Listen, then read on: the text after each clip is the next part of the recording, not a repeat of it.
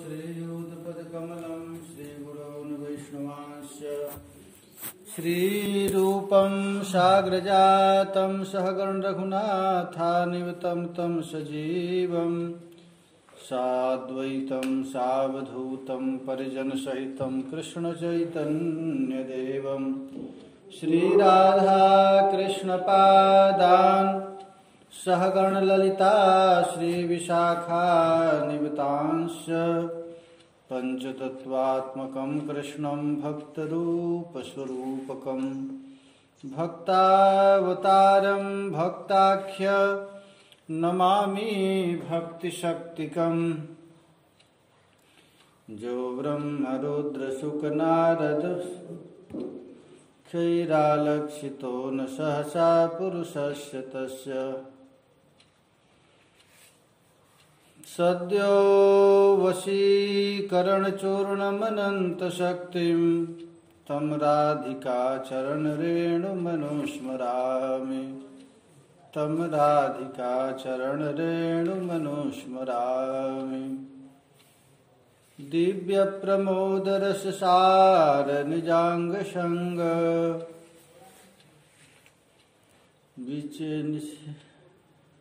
कंदर्पकोटिशर्मूर्छितनन्दसूनु संजीवनी जयति कापि निकुञ्जदेवी।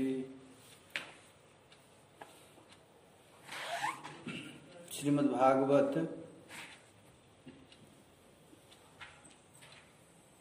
10:29-34।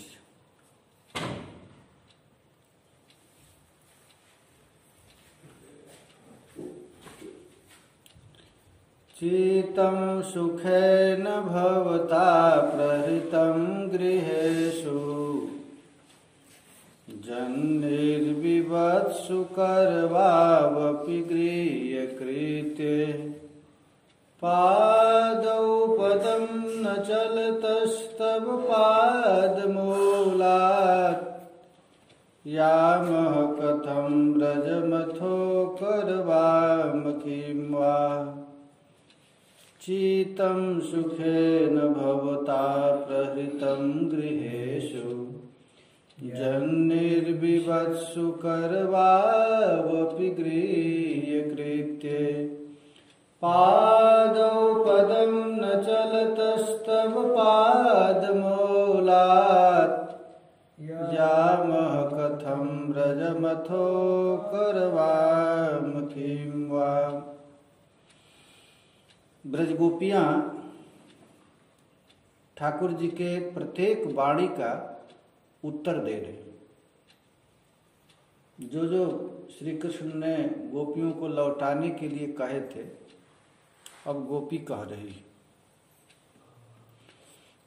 कहती है कि हे मनमोहन, अब तक हमारा चित्त घर के कार्य में लग रहा था, इसलिए हमारे हाथ भी उन कार्यों में नियुक्त थे, किंतु तुमने अत्यंत सहज रूप में ही हमारे उस चित्त को लूट लिया। अतः अब तो हमारी गतिमति निराली हो गई। हमारे पांव तुम्हारे चरण कमल को छोड़कर एक पग भी हटने के लिए तैयार नहीं है। तब तुम ही बताओ, हम किस प्रकार ब्रज में लौटेंगी और वहां जाकर करेंगी भी क्या। श्री कृष्ण ने कहे थे कि तुम लोग ब्रज में लौट जाओ। अब उस प्रश्न का उत्तर देती हैं गोपी। कहती हैं कि हम लोगों का मन तो घर में था, खूब अच्छे से हम लोग धर्म मर्यादा का पालन करती थी, पति की सेवा करती थी, सास ससुर की सेवा करती थी, लेकिन आपने हमारे चित्त को खींच लिया। सूखे न का अर्थ होता है बहुत परिश्रम नहीं लगा आपको खींचने में, बहुत मेहनत नहीं लगा। हम लोग का चित्त अपना, हम लोगों का मन खींच ली। और तुम जो हम लोगों को ब्रज में लौट जाने के लिए कह रहे हो, वह हम लोगों के लिए असाध्य है। हम लोग अब जा नहीं सकते। आप कहते हो कि लौट जाओ, क्योंकि तुमने ही हमारे चितादि सभी कुछ हरण किया है, चोरी कर लिया है, अपहरण कर लिया है। अब हम लोगों का मन तो कहीं लगने वाला है नहीं। इसी को गोपियां यहाँ पर चीतेन चीतम सुखेन भवता प्रहितम गृहेषु कह रहे।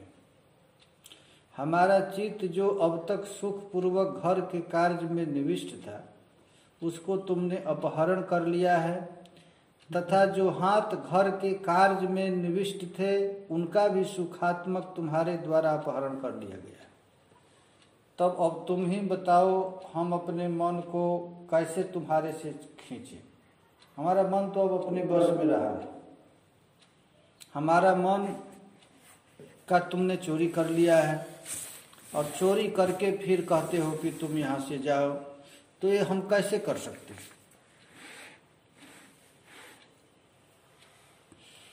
इसके टीका में श्रील जीव गोस्वामी पाद कहते हैं कि यदि कृष्ण कहे कि घर में वास करके सुख की रक्षा के लिए भी पति इत्यादि का त्याग कर्तव्य नहीं। यदि तुम लोग घर में रह रही हो तो घर में रहना कोई खराब तो काम है नहीं, और वहां रह करके अपने पति इत्यादि की सेवा करो।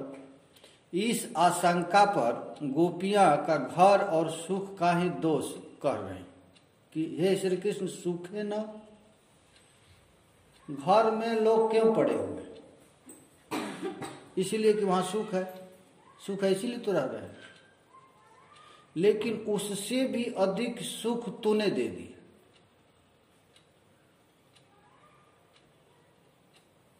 स्वयं को सुख रूप में प्रदर्शन करा करके, सुख चित्तम सुखे न, इसका अर्थ कर रहे हैं कि सबसे अधिक सुख तुम प्रदर्शन करा दिया। इसके प्रभाव से उस समय से घर आदि दुख रूपता की स्फूर्ति हो रही। जब से हम लोग आपके रूप का दर्शन किए हैं, तब से हम लोगों का घर में मन नहीं लग रहा है। हम लोगों का चित्त जो अब तक परम सुख के साथ घर के कार्य में रत था, उसको आपने अपहरण कर लिया।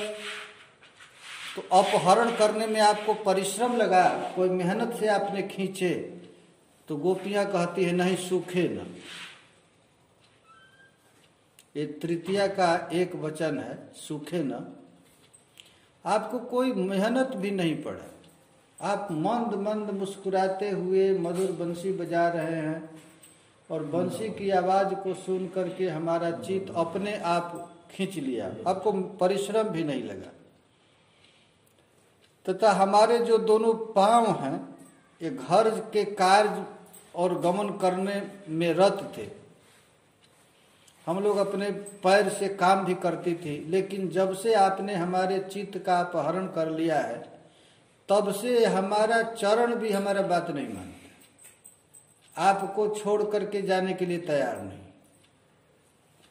अर्थात इंद्रियों का शक्ति भी हम लोगों का लुप्त हो गया, हरण हो गया है। हम लोग यहाँ पर आई हैं वेणु गीत को सुन करके, तो शायद श्री कृष्ण कहे कि तुम लोग नहीं जाती हो तो चलो तुम लोगों को अपने घर पहुंचा देता हूं। ठाकुर जी कहे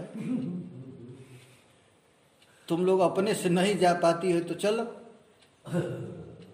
रास्ता भूल गई हो या तुम्हारा पैर काम नहीं करता है तो चलो चलो हम पहुंचा देते। इसके उत्तर में अब गोपी कहती वहां जाकर हम करेंगे क्या? जामह कथम ब्रजमतो करवाम किम, वहां जाकर करेंगे क्या? पहुंचा तो देगा तू, वहां हम लोग जाकर के क्या करेंगे? अर्थात तुम तो हमको पहुंचा देगा, लेकिन चित्त तो तुम्हारे पास है, हमारा हाथ पांव तो अपने बस में नहीं है, असमर्थ हो गया। हमारा हाथ पांव तो तुमको छोड़कर जाने के लिए तैयार ही नहीं हो रहा है, जो श्रीधर स्वामी ने इस व्याख्या कहा था। अथवा चित्त पहले सुख के लिए और सुख के विषय में नियुक्त था, उस चित्त को आपने अपहृत कर लिया, अब घर में वो प्रवेश करेगा नहीं। इसलिए अब किस प्रकार हम लोग अपने कार्य में प्रवेश हो? तो शायद श्री कृष्ण कहें कि हे घर के मालिकी, आप लोग घर में प्रवेश करो, दोनों हाथ तुम्हारे द्वारा जो अपहृत होने वाला है, हो गया है, उसको फिर से घर में लगा दो। तो गोपियां कहती हैं कि देखो हम लोग तो यहाँ से जा सकती नहीं, जामह कथम, नहीं जा सकती, और यदि जाएंगे भी तो हमारा मन तुम्हारे पास है, हम लोग कुछ कर नहीं सकती। अतएव किसी भी प्रकार हमारा हाथ, हमारा पैर, कुछ भी आपको छोड़ने के लिए तैयार नहीं। ये कौन कह रहा है? श्रीधर, अरे जीव गोस्वामी पाद कहते हैं। अब देखिए इसमें एक परिहास का अर्थ भी करती हैं गोपियां। गोपी कहती है कि देखो हम लोगों को वन में कोई काम नहीं था, और न तुमको हम लोग देखने के लिए आई। तब श्री कृष्ण कहे तब किस लिए आई हो? तो हम लोग चोर की पता लगाने आए। गोपियां कहती हैं जो हमारा चोर है, हमारे चित्त रूपी संपत्ति को चुराया है, तो अपने चित्त को ढूंढने के लिए आई हैं कि हमारा चित्त कैसे तुम चुराए, उस चोर को पता लगाने आई। लेकिन आश्चर्य की बात है, उस चोर को पकड़ करके भी अपने चित्त को हम लोग ले नहीं पा रहे हैं। उस चोर को पकड़ ली हैं जिसने हमारे चित्त को चोरी किया है, लेकिन आश्चर्य है हम क्या करें। अतः चोरी हुआ धन जब तक नहीं मिल जाता तब तक हम लोग किस प्रकार घर में लौटें, और लौट कर करेंगे क्या? तुम महाचोर हो, तुम्हारे निकट हम किसी भी उपाय या विस्तार नहीं कर पा रही हैं, हाय हम लोग अब क्या करें। यही इसका अर्थ है, इस श्लोक का यही अर्थ है। गोपियां कह रही हैं कि अब हम लोगों को पता नहीं चल रहा है क्या उपाय करें, कैसे करें। चोर तो मिल गया है, लेकिन वो संपत्ति कैसे है? चित्त रूपी संपत्ति को चुरा ली। अच्छा, अब दूसरा अर्थ करते हैं, उपेक्षा में। श्री कृष्ण यदि कहे कि बेड़ू गीत के आकर्षण से तुम लोगों को घर से आकर्षण कर यहाँ लाया हूं, इसलिए तुम लोग अत्यंत थक गई हो, अब किस प्रकार घर जाने में समर्थ होगी। भगवान कहे कि तुम लोग सचमुच घर के काम में लगी हुई थी, और मैंने बंसी वादन करके तुम लोगों के चित्त को अपनी ओर आकृष्ट कर लिया हूँ। आने में तुम लोगों को बहुत परिश्रम हुआ है, इसलिए कृपा करके यहीं आराम करो। इसके उत्तर में गोपियां कहती, हे मनमोहन, तू सोच क्या, तू क्या सोच रहे हो? तुमने हमारा चित्त चुरा लिया है। अरे इसलिए हम तुम्हारे समीप आई हैं, किंतु ऐसा नहीं है। हमारा चित्त गृह के कार्य में खूब अच्छा से रह रहा है, कार्यों में निमग्न है, तुम उसका अपहरण कर ही नहीं पाए। हमारा चित्त आकर्षण करना कभी भी तुम्हारे लिए संभव ही नहीं हो, क्योंकि वह चित्त घर के कार्य में निविष्ट है। इसी प्रकार दोनों हाथ भी घर के कार्यों में निविष्ट है। परिश्रम के प्रश्न की आशंका कर रही हैं। दोनों पांव एक कदम भी क्यों नहीं चलेंगे, परंतु बहुत दूर तक चल सकते हैं। इसलिए घर में क्यों नहीं जाएंगी? अवश्य जाएंगी। यहाँ रुक कर करेंगे क्या? हम कुछ नहीं। देखिए चार अर्थ श्रील जीव गोस्वामी पाद एक ही श्लोक का करते हैं। शीतम सुखेन भवता प्रहृतम गृहेषु जन्निर्विवत्सु करवावपि गृह्य कीर्ते पादौ पदम न चलतस्तव पादमूलात् यामह कथम ब्रजमथो करवाम किम वा। ये नंद का लाला है ना, ये चोर है महाराज, ये जन्मजात चोर है। केवल माखन ही नहीं चुराता है, ये चित्त को भी चुरा लेता है। और चित्त चुराने में, माखन चुराने में तो परिश्रम भी होता है, लेकिन चित्त को चुराने में परिश्रम नहीं होता है। वो हमेशा मंद मंद मुस्कुरा मुस्कुरा करके लोगों के चित्त को चुराता है। यदि कोई देखता नहीं तो महाराज अपने नुपुर का ध्वनि बजाता है, तब पर भी नहीं देखता तो बंसी वादन करता है। अब बंसी वादन से करने से भी यदि नहीं सुनता है तो छेड़ देता है। ये कृष्ण का काम है। अन्यास्तु स्वीय प्रेमाणम सरसम दोति अंत भव चोर चक्रवर्ती। यहाँ पर चक्रवर्ती पाद जी ने श्री कृष्ण का एक नाम दिया है, ओ चोर चक्रवर्ती। आज तक सृष्टि में ऐसा चोर कभी हुआ नहीं जैसा श्री कृष्ण। हम लोग अन्य किसी कारण से तुम्हारे निकट नहीं आई हैं, किंतु तुम्हारे द्वारा चोरी किया गया अपना धन लेने आई। इसीलिए चित्तम सुखेन भवता प्रहृतम गृहेषु इत्यादि जो शब्द है कहीं, हम लोग चित्त सुख के साथ घर के कार्य में रत था, तुमने केवल बंसी बजा करके हमारे चित्त का हरण कर लिया है, किंतु हमारे उस चित्त रूपी धन को तुच्छ मत समझना, क्योंकि हमारा जो चित्त घर के कार्य में संपूर्ण रूप से निविष्ट था, तुमने उसी चित्त का हरण कर लिया। इसलिए उस धन के अपहरण होने से भी हमारी समस्त घर संपत्ति लूट गई। देखिए, वास्तव में जिसका चित्त लूट गया उसका सब कुछ लूट गया। जिसका मन कहीं फंस जाता है, तुम्हारा हाथ पांव देह इत्यादि सब उसी के लिए आसक्त हो जाते हैं।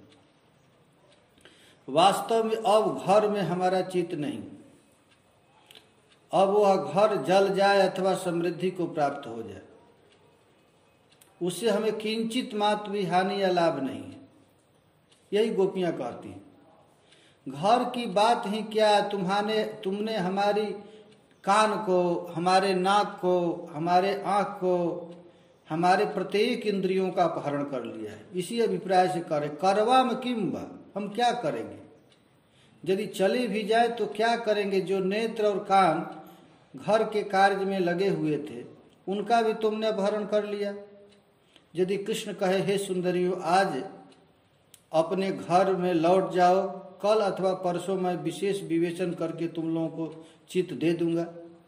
इसके उत्तर में गोपियां कहती हैं, अब जाए कैसे? कल और परसों 2 दिन के लिए कहते हो चले जाओ, तो हम लोग कैसे जाएंगे? क्योंकि पादव पदम न चलता, चलने के लिए तो पैर की आवश्यकता है। पैर तो तुमको देख करके गड़ गया है, अब जाने के लिए तैयार ही नहीं। चित्त के बिना तुम्हारे चरणों के समर्पित हमारे दोनों पांव एक कदम भी चलने में समर्थ नहीं हो पा रहे। अतः हमारा चित्त को लौटा दो। ऐसा होने पर भी ब्रज में कैसे हम लोग जाएंगे? देखिए, पुण्यात्मा जो लोग होते हैं ना, जिसका चित्त परम पवित्र होता है, उसका मन स्वाभाविक रूप से कृष्ण की ओर आकृष्ट हो जाता है, करना नहीं पड़ता है। मैं देखा हूं कि कुछ लोग ऐसे होते हैं, एक बार आए भजन में, आते ही महाराज उनका चित्त लग गया, अब कुछ भी करे संसार की ओर धावित ही नहीं होता है। एक बार भी यदि मन चला गया तो कभी मन नहीं जाए। अरे गोपियां कौन है? तो साधारण तो है नहीं। गर्ग संहिता में तो महाराज 40-39 प्रकार की गोपियों का वर्णन किया गया है। तो ये गोपियां जन्म जन्मांतर से शुद्ध सेवन करके आई। अब हम लोग अपने मन को कैसे लगाएं? बताओ, मन तो लग ही नहीं रहा है।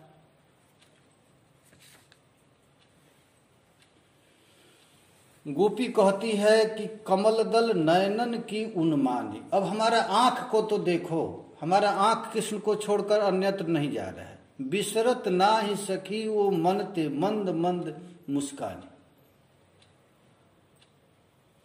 जब से हम प्यारे श्याम सुंदर की रूप माधुरी का दर्शन की हैं, तब से हमारा मन कभी बिसरता ही नहीं। बिसरत ना ही सखी मो मनते मंद मंद मुस्कानी। एक गोपी तो कहती है कि अपनी, उसकी सास कह रही थी कि देखो कन्हैया आ रहा है गोचारण करके, तुम उसको देखना नहीं। तो कही ठीक है, नहीं देखो। बंसी बजा दिया, अपने दोनों कान को मुंह दिए, हम कान नहीं सुने, कान से भी नहीं सुनी, आंख से भी देखी नहीं। ठाकुर जी सोचे अब मैं क्या करूं? तुम्हारा श्री कृष्ण आ गए और आ करके अपने पैर की झंकार की, मैं नजदीक आ गया और आ गए तो थोड़ा सा अपने नेत्र के एक कोने से श्याम सुंदर को देखी, और देखते ही महाराज ले करके छत से नीचे गिर गई, कूद गई और कही कि माई रिवा मुख की मुस्कान संभाल न जई है न जई है न जई। अरे सखी मैं क्या करूं, नंद नंदन प्यारे श्याम सुंदर की मंद मुस्कान को मैं संभाल नहीं पाऊंगी, नहीं पाऊंगी, नहीं पाऊंगी। वही गोपी कह रहे, बिशरत ना ही सखी मो मनते मंद मंद मुस्काने। वो प्यारे श्याम सुंदर की रूप माधुरी एक बार चित्त में अटक गया है, अब निकल नहीं रहा है। यह दसनन दुत चपला हूंते महा चपल चमकानी। जब मुस्कुरा रहे थे तो उनका दांत दिख गया हमको, तो दांत ऐसा चमका कि जैसे बिजली चमकती है उससे भी अधिक चमका। अब वसुधा की बस करी मधुरता सुधा पकी बतरानी। अरे यह सुधा को भी फीकी करने वाली प्यारे श्याम सुंदर की बात है, उस बात को मैं सुनी। चढ़ी रहे चितौर विशाल की मुकुट माल ठहरानी। जब प्यारे श्याम सुंदर अपने गले में बनमाला धारण करके मंद मंद मुस्कुराते हुए अपने अधर पर बंसी धारण करते हैं और धारण करके जब चलते हैं तो अरी सखी उस समय उनकी पीताम्बर मुझे दिख गया। नृत्य समय पीताम्बर हूं कि फहर फहर फहरानी। जब उनका पीताम्बर फहरा रहा है तो अनुदिन श्री वृंदावन ब्रजते आवत आवत जाने। हमारा चित्त हमेशा उसी में लगा रहता है, अब अन्यत्र जाता ही नहीं, अब मैं करूं क्या। इस प्रकार महाराज ब्रज सुंदरियां एक एक चीज को लेकर के मोहित हो गई हैं। प्यारे श्याम सुंदर का केवल मुखारविंद ही नहीं, चरणारविंद में भी यदि चित जाता है। चरण में नूपुर है, कमर में किंकिनी है। इन किंकनी का भी ध्वनि जब वह सुनती हैं, जब किंकनी धुनि कान परीरी, लख ललचाए लखन सो लालन हंसियह बात कहीरी। कंकन किंकिन नूपुर धुनि कुन सुनी, कहत लखन संग राम बचन सुनी। जब राघवेंद्र सरकार मिथिला में गए हैं और वहां जाकर के सीता जी फूल तोड़ रही थी और फूल तोड़ते समय श्याम प्रिया जी के कबर की किंकनी जब बजी और किंकनी भगवान राम सुने तो लक्ष्मण जी से कहते हैं, कंकन किंकिनी नूपुर धुनि सुनी। किंकनी और नूपुर के ध्वनि को सुन करके भगवान लक्ष्मण जी से कहते हैं, कहत लखन सम राम बचन सुन, मानो मदन दुंदुभि धीना, मनसा विश्व विजय कर लीना। लगता है पूरे विश्व को मदन ने अपने वश में कर लिया है। उसी तरह यहाँ श्याम सुंदर की रूप माधुरी को देख करके मानो मान महान महादलते दुंदुभिषु चान चलीरी, विश्व विषय अब किन्हे चाहत मम दृढ़ता लकी भजी चलीरी। अब लगता है कि सारा संसार को वश में कर लिया है। यह श्री कृष्ण की रूप माधुरी है। रूप माधुरी देखने से ही देखिए आकर्षण हो जाता है। एक महात्मा थे, एक वेश्या, एक आदमी थे वेश्या पर आसक्त थे। वो जब भी चलते थे तो छाता लेकर के ऐसे चलते थे, ऐसे सीधे नहीं चलते थे, आगे आगे वो आती थी और पीछे पीछे चलते थे ऐसे। तो श्री रंगनाथ जी में रामानुजाचार्य जी देखे एक व्यक्ति को इतना आसक्त अपनी वेश्या से, उसके रूप को देखते देखते चलता था ऐसे। तो रामानुजाचार्य जी ने देखा तो बड़ा आश्चर्य हो, कहे कि यहाँ ऐसा रूप माधुरी का यदि इसको चाह है तो ठाकुर जी का देख लेगा तो क्या होगा। तो उससे जा करके कहे कि तुम ऐसे क्यों चल रहे हो, सीधा क्यों नहीं चलते। तो कहा कि महाराज एक क्षण भी मैं रूप नहीं देखता इसकी, नहीं तो पागल होकर मर जाऊं। तो इससे भी सुंदर रूप मिल जाएगा तो इसको छोड़ देगा। तो हाँ, तो रामानुजाचार्य जी ने श्री रंगनाथ जी के पास गए और रंगनाथ जी से जाकर कहे कि प्रभु आप तो सौंदर्य के राशि हैं, रूप लावण्य के सार हैं, आप एक बार अपना रूप माधुरी दिखा दिए। तो महाराज जो देखता नहीं था, मंदिर में ले गए लेकिन वो अपने वेश्या का रूप देख रहा था ऐसे।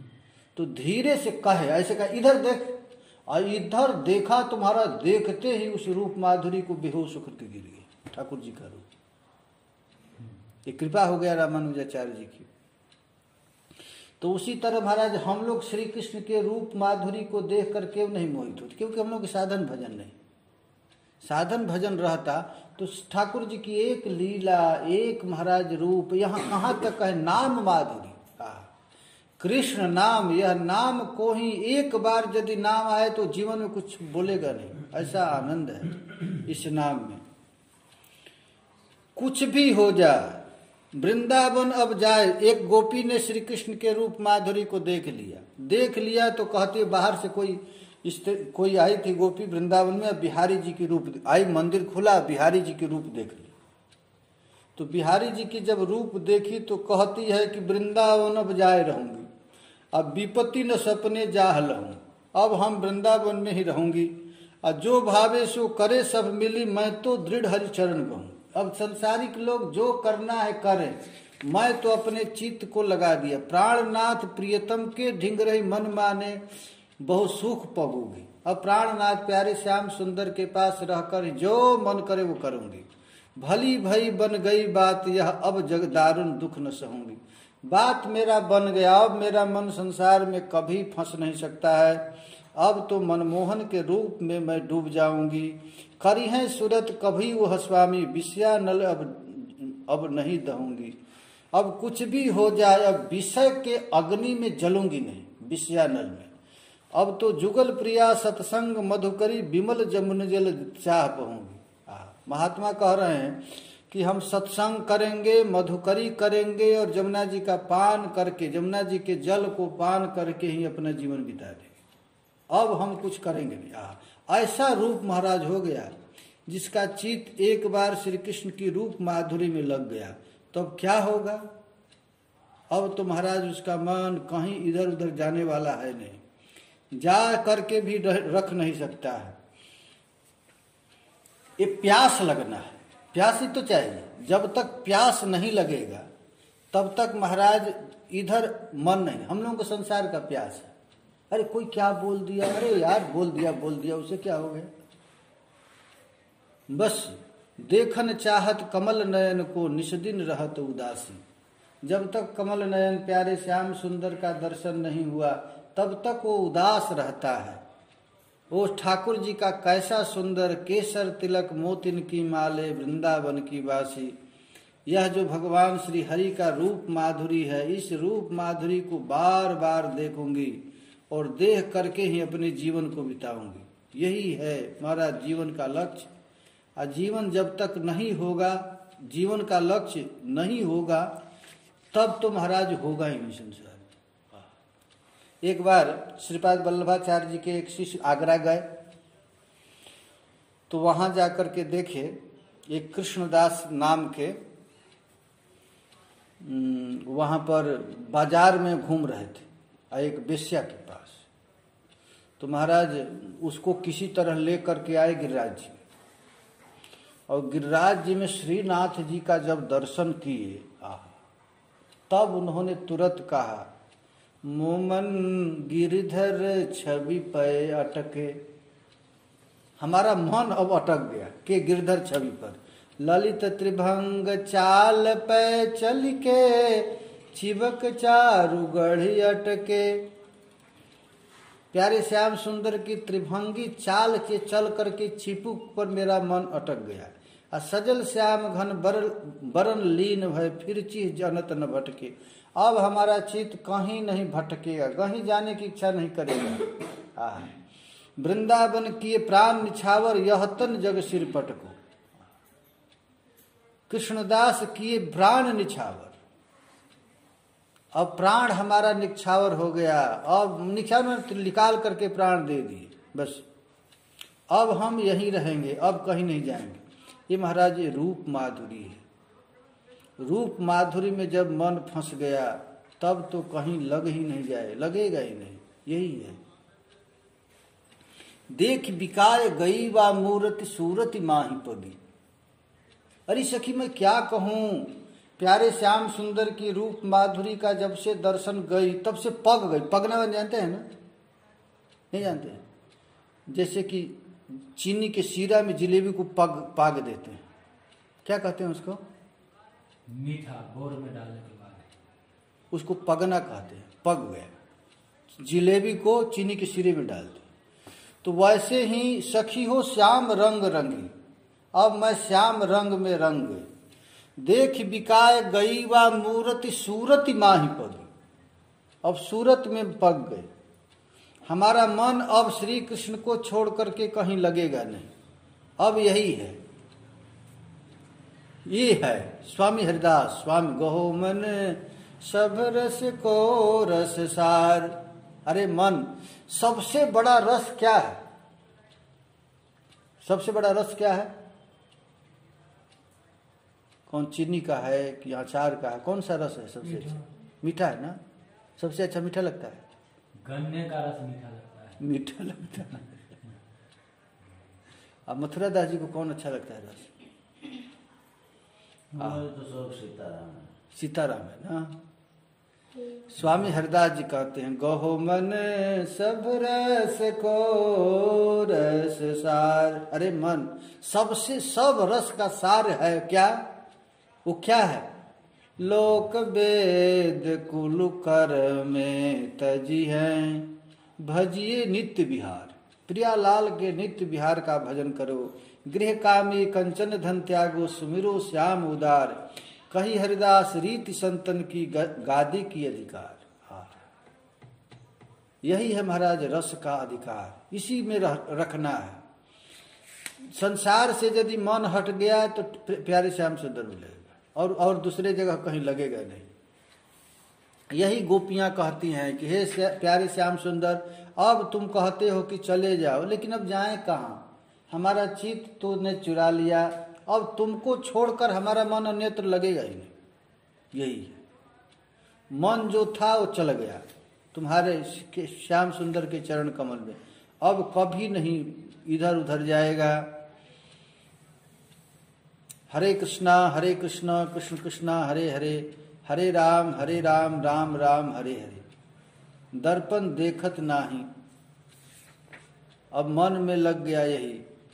हरे कृष्णा कृष्णा कृष्णा हरे हरे, हरे राम राम राम। एक बार यदि मन लग गया ठाकुर जी में, एक बार नाम में लग गया, एक बार रूप में लग गया, बस लखी जिन लाल की मुस्कान, लखी जिन लाल की मुस्कान। तिन्हीं बिसरी वेद विधि जप, जोग संयम ध्यान। भगवत रसिक जी कहते हैं लखी जिन लाल की मुस्का। यही गोपी कहती चीतम सुखे न भवता प्रहितम गृहेषु। हे प्यारे, एक बार तो मंद मंद मुस्कुरा करके, दिव्य बंसी बजा करके हमारे मन को अपनी ओर खींच लिया। शीतम सुखे न भवता, लखी जी ने लाल की मुस्कान। तुम कहते हो कि चले जाओ, अरे तीन ही बिसरी वेद विधि। अब घर में जाकर के सास ससुर की सेवा करना है, लड़का की सेवा करना है, पूजा पाठ करना है, जप माला करना है, अब तो सब भूल गया। तीन ही बिसरी वेद विधि जप जोग संयम ध्यान। अब ध्यान भी तो नहीं लगता है, आंख मूंदते हैं तो वही नंद नंदन का ही ध्यान आ जाता है। हम छोड़ना चाहते हैं लेकिन छूटता नहीं है। हम कृष्ण का भजन करना नहीं चाहते, लेकिन ऐसा हो गया कि अब कृष्ण के लिए, कृष्ण के अतिरिक्त कुछ चित्त पर आता ही नहीं।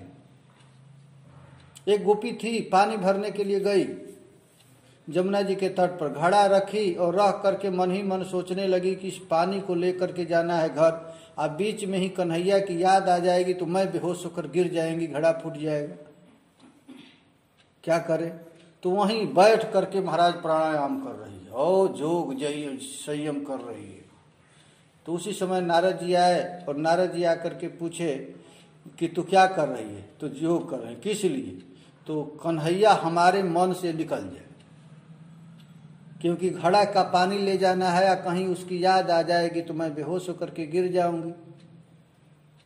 तो नारद जी कहे धन्य है ब्रजनारी, हम लोग आंख मूंदते हैं, 10 बार नहाते हैं, प्राणायाम करते हैं कि कन्हैया एक बार चित्त में आ जाए, और तुम है कन्हैया को भगवाने के लिए कर रही है। वही कहते हैं लखी जिन लाल की मुस्कान, तिन्हीं बिसरी वेद विध जग जोग संयम ध्यान, नेम व्रत आचार पूजा पाठ गीता गान। रसिक भगवत दृगदयी ऐसी आँच की मुस्का, ऐसे आँच के मुस्कान मारे महाराज, ऐसा मारे कि बस हो गया घायल, जो घायल पर नून पड़ी। ये कितने सौभाग्यशाली लोग हैं महाराज, जिन पर श्री कृष्ण की मद मुस्कान अड़क गया। इस प्रकार महाराज मन कोट श्री कृष्ण में लग गया। अब श्री कृष्ण में एक बार लग गया तो निकलने वाला है नहीं, कुछ भी कर लो। इस प्रकार सभी आचार्य लोग महाराज इस रस के लिए प्रार्थना किए। यदि किसी का मन कन्हैया के चरण कमल में लग जाए, नाम में लग जाए, लीला में लग जाए, अरे महाराज वृंदावन के एक पेड़ में ही लग जाए, वृक्ष में लग जाए, मन में यदि एक बार संकल्प हो जाए कि हम कृष्ण माधुरी को छोड़कर अन्यत्र नहीं देखें, बस काम बन गया उसका। यही गोपियां इस श्लोक में कह रही हैं। चीतम सुखेन भवता प्रहृतम गृहेषु, जन्निर्विवत्सु करवावपि गृह कृत्ये, पादौ पदम न चलतस्तव पादमूलात्, जामह कथम व्रजमथो करवाम किम वा। हे प्यारे, तुम कहते हो चले जाओ, लेकिन हम लोग जाकर करेंगे। जामह कथम, जाएंगे कैसे? हमारा पैर जाने के लिए तैयार है। और यदि कदाचित जबरदस्ती चले भी जाए तो करवाम किम वा, क्या करें? हमारा मन तो तुम्हारे पास है, जाकर करेंगे क्या? ये कौन श्लोक है? 34 है ना? कौन है? 5वां श्लोक है? चौथा है। आचार दीर्घ है ना? चौथा श्लोक। अब गोपियां कहती हैं आगे वाले श्लोक। इस श्लोक की व्याख्या कल हम लोग करेंगे। सिंचांगनस्त्वदधरामृतपूरकेण, हासावलोककलगीतजरीक्षयाग्नि, नो चेद्वयं विरहजानुपयुक्तदेहा, ध्यानेन याम पदयोः पदवीं सखेते, ध्यानेन याम पदयोः पदवीं सखेते। गोपियां कही कि तुम हमारी बंसी बजा करके हमारे चित्त को चुराए हो। और चुराया ही नहीं है, कुछ चोर होते हैं ना, कुछ सामान चोरी कर लेते हैं और जो बचता है घर में आग लगा देते हैं। वैसे कन्हैया किया, जितना सामर्थ्य हुआ उतना चोरी किया, अब बचा उसमें आग लगा दी। तो गोपियां कह रही हैं कि जब से चित्त चुराए हो तब से हमारे हृदय में आग लगी है। हे प्राण वल्लभ, भगवान कहे कि हम कैसे आग लगाए, हम कहाँ क्यों आग लगाएंगे? तो गोपी कही कि तुम हंस हंस करके आग लगाए। फिर यदि आग बुझने लगा तो क्या किए? बंसी में फूंक फूंक करके आग लगा दी।